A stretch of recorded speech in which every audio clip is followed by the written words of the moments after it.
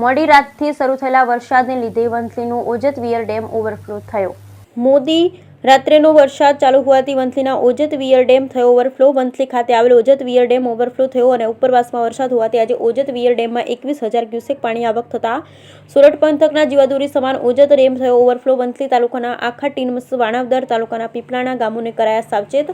ઓજત નદીના વિસ્તારમાં અવરજવર ના કરવી અને તંત્ર દ્વારા એનડીઆરએફની ટીમ એલોડ કરી છે। વંથલીના તંત્ર અને પોલીસ દ્વારા વંથલી તાલુકામાં પેટ્રોલિંગ કરાઈ અને 21,000 ક્યુસેક પાણીની જાવક થઈ રહી છે। ડેમ ઓવરફ્લો થતાં નીચાણવાળા વિસ્તારોમાં એલર્ટ આપવામાં આવ્યું છે। મોડી રાત્રે જૂનાગઢ શહેર કે આજુબાજુ વિસ્તારમાં વરસાદ પડે તો હજી પણ ડેમમાં પાણીની આવક વધી શકે છે। વરસાદના કારણે ઓજત કાંઠે આવેલ ગામોની પણ ચિંતામાં સતત વધારો થઈ રહ્યો છે। બ્યુરો રિપોર્ટ રહીમ કારવાજ સાથે ધનેશ રાંચ, વંથલી।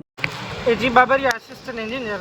હાલ જૂનાગઢ જિલ્લાના વંથલી તાલુકાના વંથલી ગામ પાસે આવેલ ઓજત વિયર વંથલી હાલ ડેમમાંથી 21,000 ક્યુસેક પાણીની આવક થતાં જાવક છે। તેમજ વંથલી તાલુકાના જે નીચવાસના ગામ છે વંથલી, અખા, ટીકર, પાદરડી, પીપળાણા સહિત ગામોના લોકોને આપણે નદીના પટમાં અવર જવર ના કરવા માટે સૂચના આપેલ છે। સાહેબ, અત્યારે કયા ગામમાં નુકસાની થઈ છે, કયા ગામમાં પાણી ગયું છે, એવા કોઈ સમાચાર છે?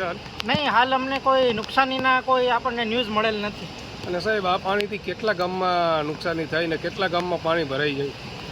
જે નીચવાસના ગામ છે અખા, ટીકર, પાદરડી, પીપળાણા, ટીનમસ, એ બધાય ગામમાં આ ગામનું પાણી જઈ શકે એમ છે। સાહેબ, તંત્રની આમાં શું તૈયારી છે?